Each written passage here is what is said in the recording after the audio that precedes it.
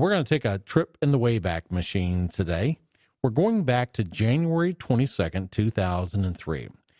Rick had the opportunity to begin one of his first interviews with author Gordon Thomas. Now, Gordon Thomas is well known in the investigative field for touching on topics that really are hot potatoes for a lot of other journalists and writers in the world. He passed away here recently. But this particular interview that Rick did in 2003 is quite an eye-opener. In this interview, Rick is talking to Gordon Thomas about his latest book at that time, entitled Robert Maxwell, Israel's Superspy. Now, Robert Maxwell was a media magnate along the lines of like a Rupert Murdoch of that ilk.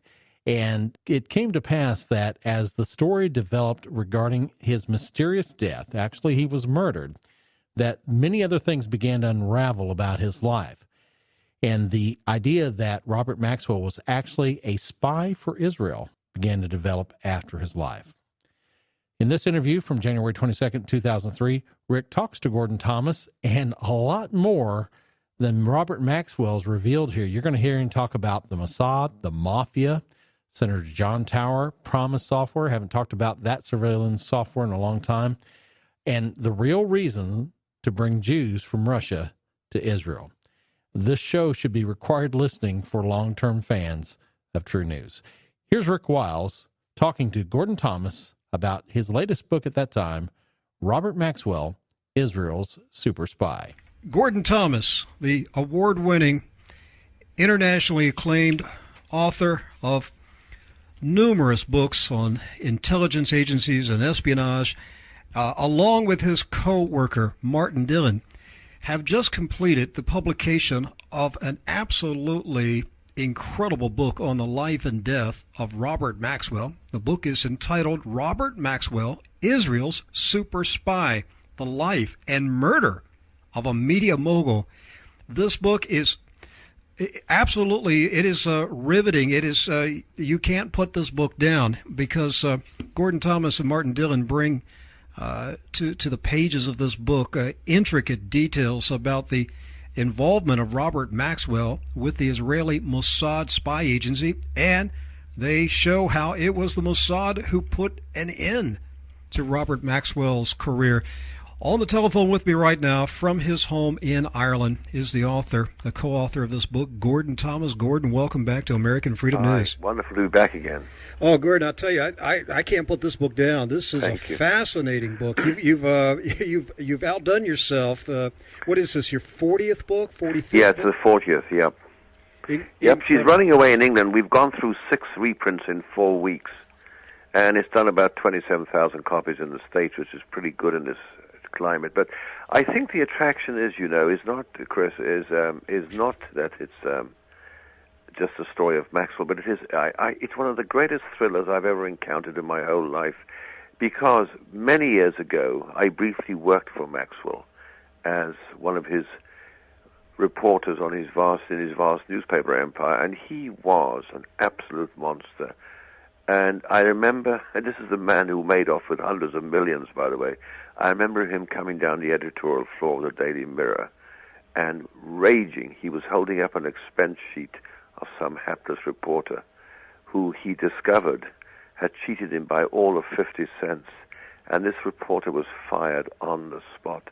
Now, what made it particularly poignant, of course, it was the day before Christmas Eve. You imagine, he says, "And a happy Christmas to you," and threw him out. He was extraordinary, Maxwell. He was bizarre. Over 50 cents, he fired a reporter over 50 cents, and yet Maxwell himself stole hundreds of millions of dollars from his investors. And at the time, he was in the middle of stealing left, right, and center. But none of us suspected at the time, of course, that Maxwell was this super spy for Israel. And I think that's what's going to shake people, because one of the things that was so shattering when we were doing it, when Martin and I were doing our research, was to discover how he had taken Senator John Tower, who was, as you know, a powerful figure within the Republican Party, and had used him as his gopher I was stunned when I read this in the book. Martin or Gordon, before we get into these really juicy details about Robert Maxwell, for the benefit of our listeners who may not know very much about Robert Maxwell, give them a brief history of Robert Maxwell's financial empire and the influence that this man had back in the 70s and 80s and the early 90s, just before he died. Well, Maxwell was without a doubt Citizen Kane writ large. He envisaged that he would one day be greater than Rupert Murdoch. He saw himself as the natural successor to Hearst, William Randolph Hearst.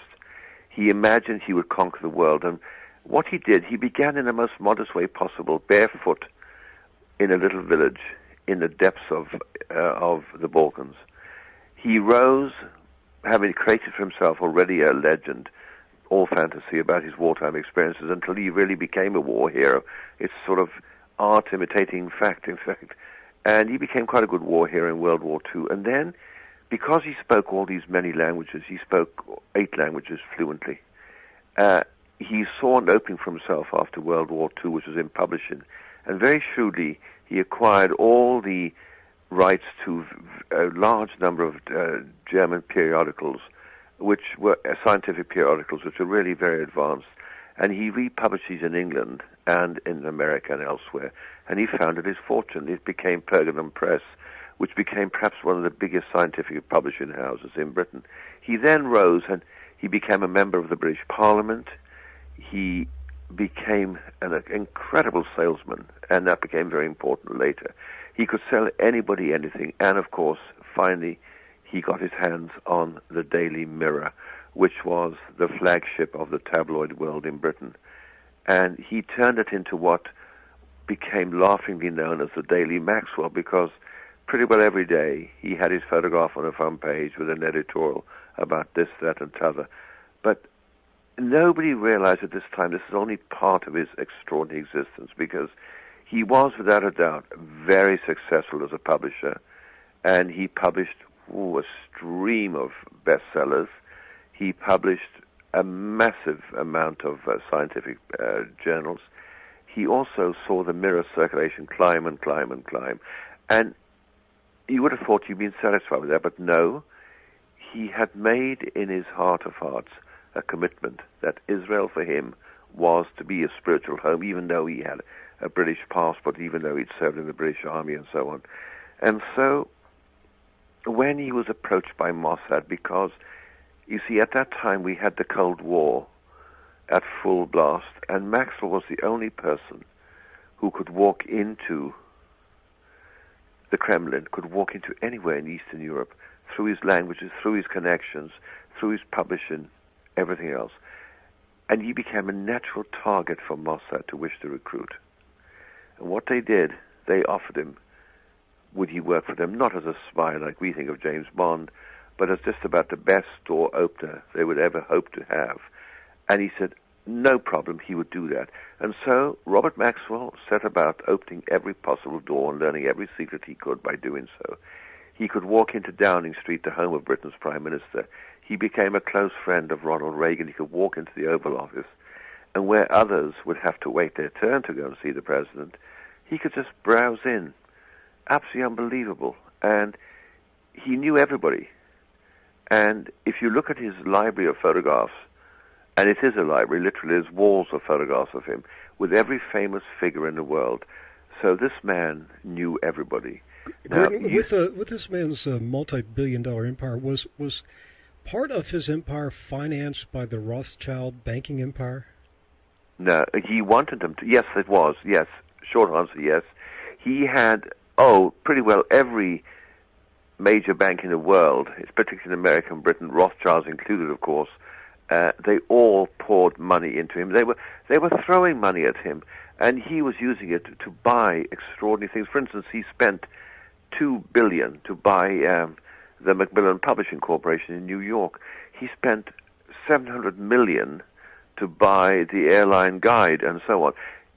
But sometimes his buying went wrong and he lost. And almost like the Wall Street crash in 1929, he didn't always calculate rightly, because he wouldn't listen to anybody. He would do it on impulse. He was a very impulsive man. So there he was, buying and selling, and by the time he was fully fledged as an operative for the Israeli Mossad, he had something like 400 companies under his absolute control. He was always the principal shareholder. He bought the Daily News in New York. He bought this famous yacht, which became central to our story, the Lady Ghislaine, which he named after his daughter. He bought, but what was so important is what he bought and set up in the Balkans, Central Europe. He became known as the King of Bulgaria, because there he behaved like a king. And it was there that he indulged all his fantasies, both his business fantasies and his sexual fantasies. And it was there that he met people like Fidel Castro. It was there that he met the head of the KGB at the time, called Khrushchev, Vladimir Khrushchev. And it was there that he became finally the bagman for organized crime families in the Balkans, in Eastern Europe, who also had connections to the Gotti family in New York and so on. And so Maxwell became the bagman, the money man for these crime families. And he moved money around the world, billions at the toss of a hat, just like that. Boom. Gordon, he also played extremely important roles in the release of Jews from Russia and Eastern Europe to be transported to Israel. Tell us about some of these deals, how they were made. These are deals that he would make with the Russians in exchange for favors. Yeah, essentially what would happen, he was able to persuade the Russians, that was his prime job, to help Israel get these Jews out of the Soviet Union. And he moved 30,000 and more at a time. And in return, he provided the Russians with, his particular friends in the KGB and what have you, with the most lavish gifts. He used their banks. He also became very, very close to the Politburo and so on. Now, this information was priceless to Mossad, because he persuaded the Russians to allow him to bring into the Soviet Union his computers from his factories. He had a large number of businesses making and selling computers. He began to set up this complete network of interrelated companies which were targeted at moving into the West and stealing our technology, which he knew about and took part in, because he was director of many of these companies. And his job was he walked both sides of the fence almost, of the road. He was extraordinary. I mean, one day he would be with President Reagan in the White House. The next day he would be in the Kremlin doing a deal which would be in favor of Israel. And I remember what David Kimchi, the former deputy director of Mossad, told me. He said, Robert Maxwell had one philosophy. It was Israel first, last, and always. Never forget that when you write about him. He was, for us, a great patriot. And that was so, but therefore you may wonder, well, why did they have to get rid of him? Well, what happened? Maxwell became more and more in love with himself, I suppose, with his power, his authority, his connections. Nobody, he felt, could dare challenge him, dare say no to him. He once said, prime ministers come and go, presidents come and go, but I'll be here forever. And so what happened, on that premise, he was approached by Vladimir Khrushchev of the KGB to ask him if he would assist in a plot to overthrow Mikhail Gorbachev, who had taken power in Russia and was bringing democracy, perestroika, into that devastated country. And Maxwell thought, where's the deal for me here? And they said, well, you can handle the national debt if we pull this off. And that would have meant a very good take for him, because he's on 15% of everything he could get on that. So he went to Israel and he said to his friends at Mossad, how about this? shall we get involved? We should get involved, he kept saying. And he outlined what the plan was. What he hadn't realized, he had totally miscalculated one thing. There were those high up in the Israeli government and in Mossad who were horrified at the idea that anybody would want to remove Gorbachev because it would immediately bring them into confrontation with the United States. America saw Gorbachev as the only possible hope for salvation in the Soviet Union, which was, a powerful threat. They fought against it still, though in fact it wasn't that powerful a threat as we were to discover. And the idea of overthrowing Gorbachev and probably assassinating him, with Israel being implicated through Maxwell, or perhaps even worse, implicated through other forces, horrified them, and they thought Maxwell has gone a step too far. At the same time, he was running out of banks. He was borrowing and spending and losing, and his once powerful newspaper empire was beginning to totter, partly due to union troubles. He couldn't stave off huge expenses, never mind the 50 cents that poor reporter, but he was running into huge bills, printing difficulties, all the things that we've seen Murdoch deal with and overcome successfully, I think. Maxwell couldn't, and he was losing money. Money was pouring out. I believe you pointed out in your book that at the time of his decline, he was about $2.2 billion in the red, and his creditors really didn't know how bad it was. They just, each of the creditors knew that they were losing money, but nobody really knew how deeply in debt Maxwell's empire was running at the time. And so Maxwell, according to your book, Maxwell was running scared. He knew he was sinking and sinking fast, and he had to come up with a way to get out of debt. So the pressure was on Maxwell to make a deal with somebody who could bail him out financially. Just recently, Gordon, I interviewed Mr. William Hamilton, the president of Inslaw, and we talked to him about how the Israeli Mossad stole his promised software. That's right. And you brought that out first in your book, Seeds of Fire. Now, what I didn't know until I read this new book, Robert Maxwell, Israel Superspy, was that Robert Maxwell basically was the salesman for Promise. He's the one who took it and marketed it around the world. Let's back up and talk about first how Israel got their hands on the Inslaw Promise software. Well, it was the most brilliant coup pulled off by that most brilliant spy master of all, Rafi Eitan of Mossad. He, at the time, was in his late middle years, but extraordinary man. And you have to think of Rafi like a small tank, is the best way to describe him. He is physically so powerful. He has also got this amazing ability to change his appearance with just a minimum of disguise. I remember talking to him about this when I've interviewed Rafi many times, and he's appeared in other books of mine with his spycraft and what have you. And he said, all this stuff about beards and all this stuff for disguise is all nonsense, he said. All you need to do, he said, is put cotton wadding in your cheeks or up your nose. You need to wear a pair of glasses. If you don't smoke, smoke. If you take a pipe, it's perfect. If you don't use one.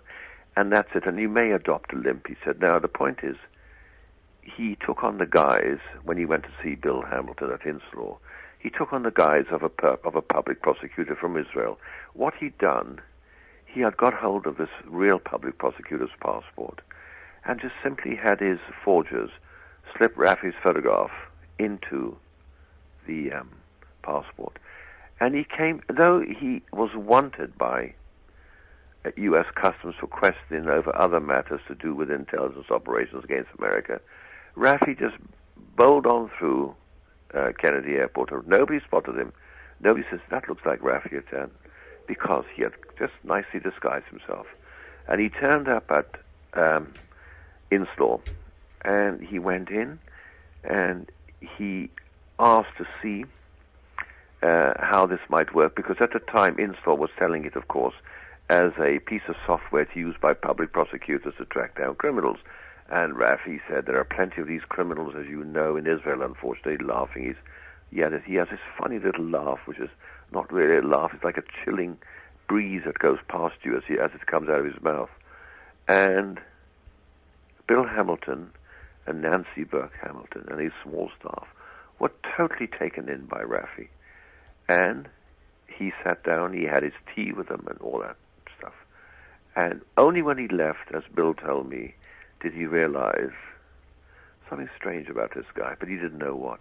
Well, Rafi went back, and with a brilliant ploy, he went back to see his contact at the Justice Department, because he had facilitated justice to get him into America by simply saying he was coming from the public prosecutor's office in Israel and would like to see the software he'd heard about.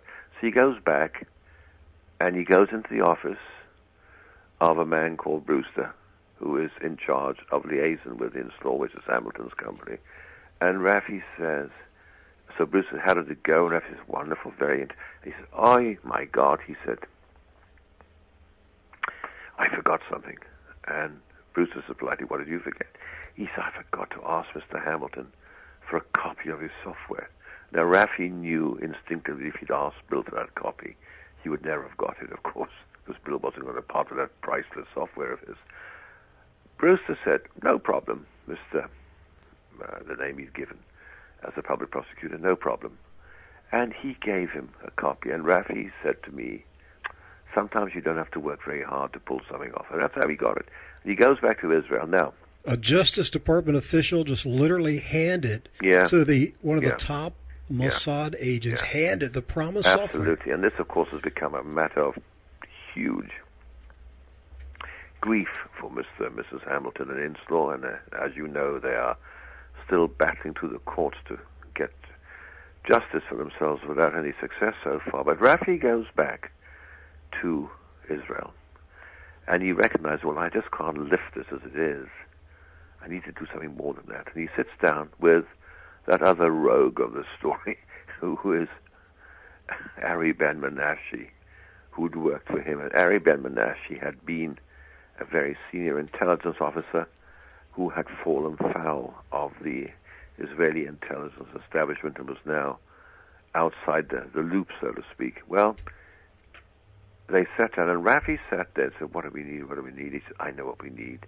We'll deconstruct this, take it apart, rebuild it, but nobody can ever accuse us of stealing it because it'll look different. So his people took time to do that. They did it, but they then said, we need something else, Rafi said. We need to know what people are doing with this. And he said, I know what we need, a trapdoor. Now, this trapdoor would not be a trapdoor like we think of a trapdoor falling through. It would be a piece of something inserted in the software, which to this day, people don't know. They try to find it. It's amazing. What it does, it's a little device which goes into this piece of software, and if you take the thing apart, the device just goes gone. And the Israelis said, we can do it, but we shouldn't build a trapdoor here because it may be traced by the CIA, who are good at this, or the British intelligence, who are equally good, traced back to us, and then we have a problem. We need to be absolutely undetectable. So Ari Ben Menashe said, I know a place. And he came to California, and he talked to this guy he'd known some years ago who ran a little company in California, and he persuaded him to build the trapdoor. He gave him $5,000 in cash for it.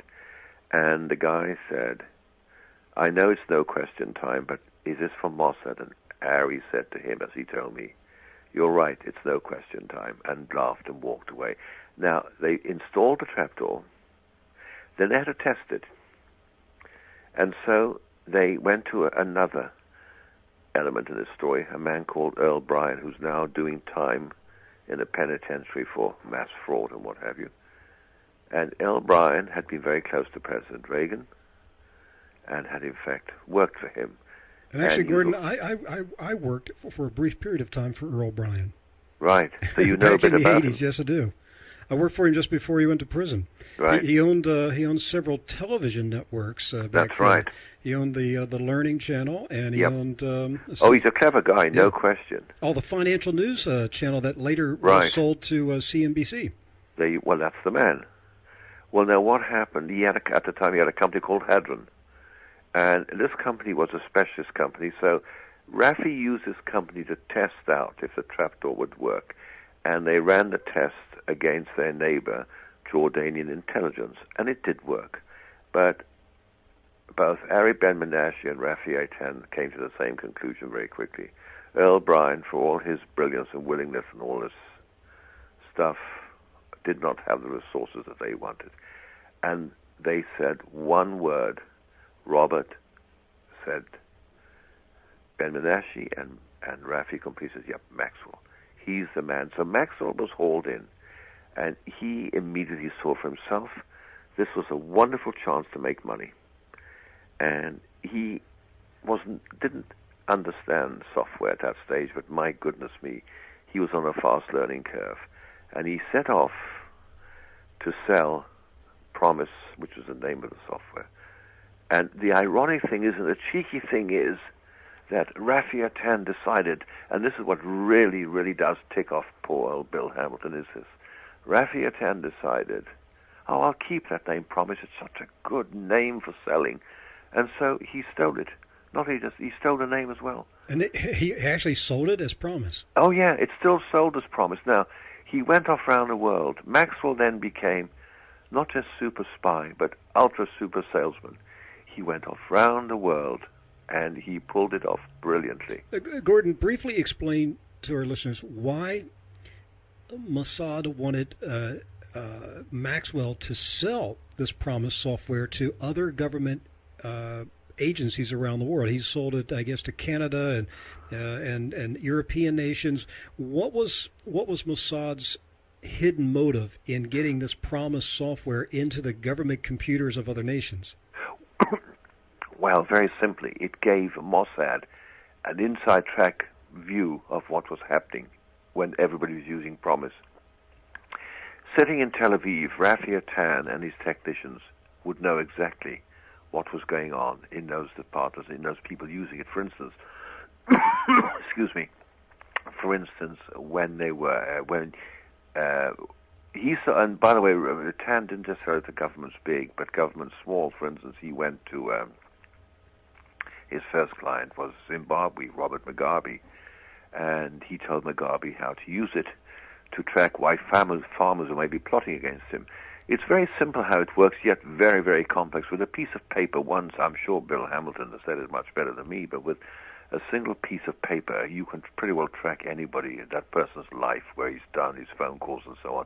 It's like a never-widening ripple that goes on, and the information is just priceless when it comes back, because it's all sorted and coded for you and decoded and so on. Well, what he was able to do, by selling it, for instance, he would go to the Russians and say, you need this to keep track of what your little friends in the Soviet satellites are doing, and Croesus said, you're absolutely right.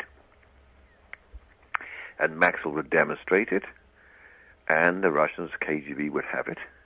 But what they didn't realize, sitting in Tel Aviv, there were people listening to what the KGB were doing. It became extraordinary because Maxwell enabled the Israelis, who survived by the simple premise that knowledge is all, and the more knowledge, the more all-powerful you are. They were able to listen into the Syrians. Maxwell sold it at cut-price lots to the Egyptians. He sold it everywhere. I have a feeling, Gordon, that this Promise, the early version of Promise, I have a feeling that it is most likely the foundation for DARPA's new Total Information Awareness data mining program that Poindexter's setting up in the Pentagon. Because I have no doubt. That's what they're going to do. They're going to track every electronic transaction and communication of every person in the United States. And I just have a good feeling that Promise was the foundation for this Super Snoop software. It was, and the ironic thing is this: Mr. Hansen, the renegade rogue FBI agent, he passed it to his Russian Soviet controller, Russian controllers rather, and he got money for it, of course.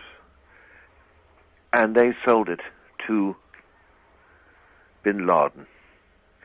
And I have just done an op-ed piece on this, because today bin Laden has survived because, and Hamilton has confirmed this to me as well, because he has a version of promise which enables him to be ahead of us when we're looking for him.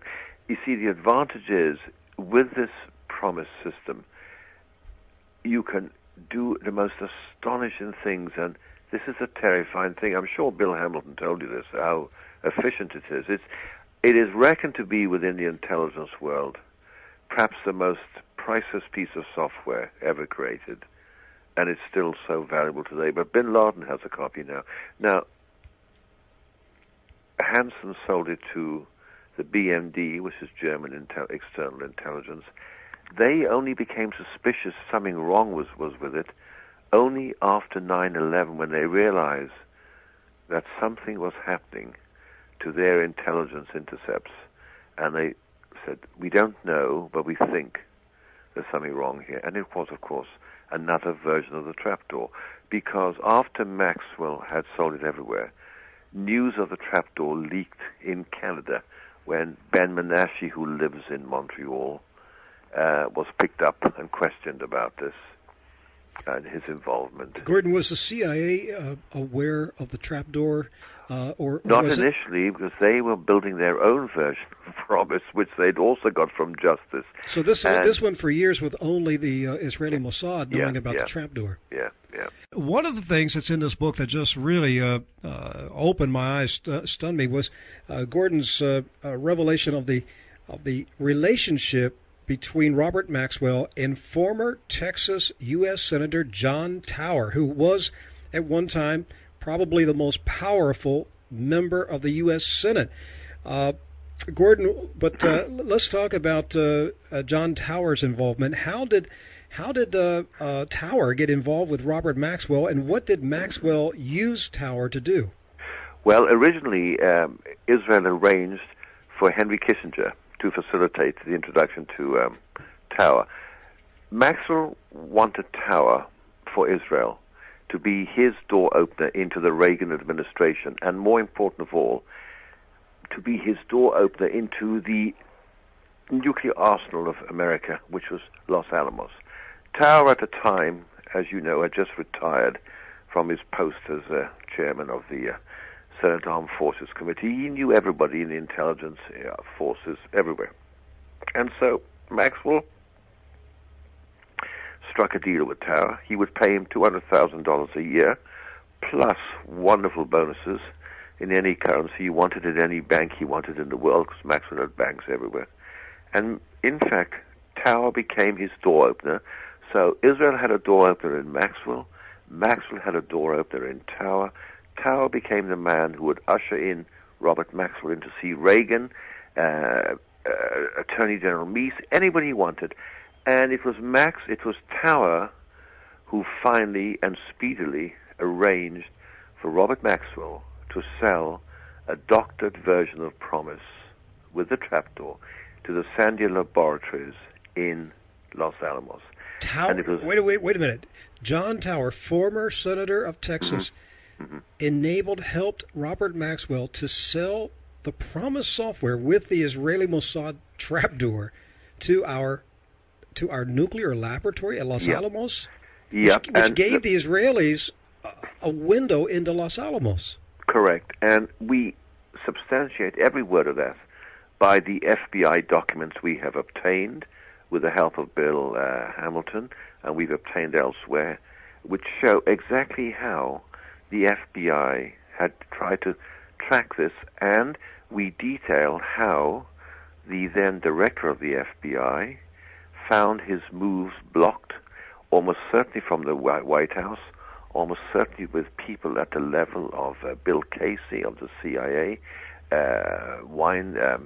Weinberger, and people like that. A lot of people suddenly decided it was not a good idea to have this investigation into how Maxwell had got into Los Alamos. And that's very frightening because, in fact, it was Tower, his influence, his power still, that blocked off the investigation. Gordon, at that time, was it William Webster who was FBI William director? Webster was the head of the FBI. And so Webster was onto this scandal, and he was trying to investigate the Israeli Mossad penetration of Los Alamos, but high-level Reagan White House operatives blocked the FBI investigation. That's right, and to this day it's blocked, and it's amazing, because to this day you will never get to the bottom of that. I mean, there's been many attempts, and we've come as close as anybody, I think, in what we've detailed. But, it was extraordinary because we have actually his pitch speech, Maxwell's pitch speech to Sandia, which is marvelous. It's a wonderful piece of theater he puts himself through. And the result is he sells the document, he sells it, and it's in there. Now, what happened was that when the FBI became suspicious, having been alerted by their field stations, they're blocked off, and they can't do anything. And Maxwell got away with that with the help of Tower. Tower was so extraordinary because Tower gave additional respectability to Maxwell's kind of cover.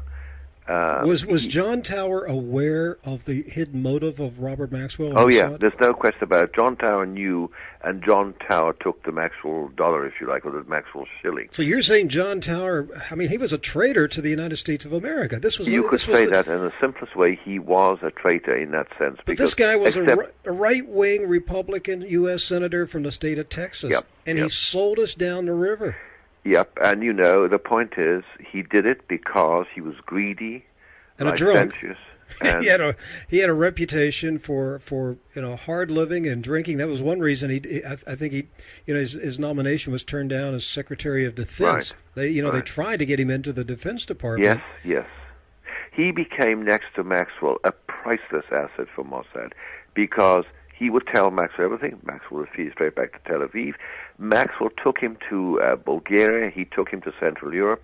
He took him everywhere. And so Tower all the time was talking because he did have a serious problem with young girls and heavy booze.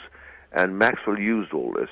And Tower is, to me, as much a traitor as anybody else I've come across in a long time in the history of America. They won't like this, the Republicans. But the fact is he was, and he was very dangerous. And what he's done, we'll never know how much Mossad owe to Tower because it's one of the things we'll never know. But all this, against this background, you see, having achieved these remarkable things, Maxwell, he thought he was unstoppable. And so when his money problems became ones that banks were no longer prepared to handle, he went to Mossad. He said, I want $400 million right now, U.S. dollars. And they said, look, go to the banks. Do what Rupert Murdoch did.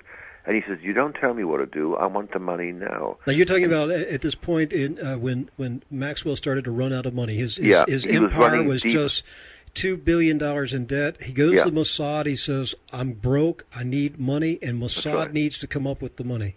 That's right. You see, his repayment, his interest was $300 million a year. You think of that, just interest payments. He couldn't keep up with them, and he was juggling day and night. And he wanted. So Mossad told him, just do what Rupert Murdoch did. Go to your bankers, plead mercy, and ask them to refinance. But that's right. But Maxwell was too arrogant, too proud. Absolutely right. And so he began to threaten Mossad. He did indeed, and you see, he'd also lost the wise counsel in some ways of Tower. Tower was by then dead in a mysterious plane crash. Now, one of the interesting things we discovered in our investigation, how many people around Maxwell who were quite key have all died mysteriously. We have a whole section on that. If anybody wants to read a thriller about how people die mysteriously, have a look at that section. It's quite scary. I forgot about John Tower dying in a plane crash. That's right. Do you have any clues on what happened there? Well, you'll see what Maxwell says. We have the direct transcript of what he says. He says, who knows? It might have been ... But Maxwell was then worried because we discover from his staff, and by the way, we source over 100 people, directly, so it's not a question of making this up in any sense. It's all there, all on transcript, all on tape and everything else. And he starts to pressurize the one people you can't pressurize, Mossad. And the result is they said he has to go. And the last part of the book is a textbook of how you put together the perfect assassination. Well, basically, Mossad became afraid that a desperate, financially desperate Maxwell was going to double-cross them, backstab them, and began to, with his media empire, he was going to begin to expose Mossad activities as extortion against Mossad to get the money. So Mossad said, we got to put this guy out of business. We're going to have to, we need to bump this guy off. So tell us, we only have a few minutes here, tell us about this top secret Israeli Mossad assassination team and this elaborate plan to kill Robert Maxwell. Well, first of all, they spent weeks researching. They put together a team. It's called a Kidon unit. Kidon means bayonet, and it isn't a very appropriate team. It's the only assassination team in any intelligence agency in the world which works full-time only on killing people. And it's still in existence today, and it's killed dozens since Maxwell. But its job in this case was to carry out the perfect assassination that looked like an accident. So they looked at a number of quick ideas they could do. First, could they break his elevator and let him fall as he came out of his high-rise apartment? No, there's a risk that he might have other people in the elevator and kill them. Secondly, could they sabotage one of his aircraft? They could make it look like a crash, like perhaps John Tower died in a mysterious way, but then there'd be other people on the plane as well. They finally decided the only way to kill him was at sea, as if he drowned. And so they studied him physically, they studied him mentally, and they studied everything. And what they did, they put the 4-man team together, and they had a drug, a lethal nerve agent, which the team was to inject into his neck. First, they had to get him on deck, alone. So they concocted a scheme. They said to him, all right. They called him up in London and said, look, okay, we said no to your money. Okay, tell you what we do. You come to the Canary Islands in the Atlantic on your boat, and we'll tell you what to do. So, and he said, do I get the money? He said, we'll tell you what to do. Relax. So he set sail from Gibraltar out to sea in the Atlantic, and he's moved here and there. And it's a wonderful example of how Mossad really do plan and plot. And they put an electronic net over the whole area so there could be they would know everything, signals coming from the boat to the boat. They'd know everything. There'd be no mystery for them. And then the 4-man team set off in their own boat, and they waited until they got their instructions. Maxwell was then told in what he thought was a call emanating from Tel Aviv. It wasn't.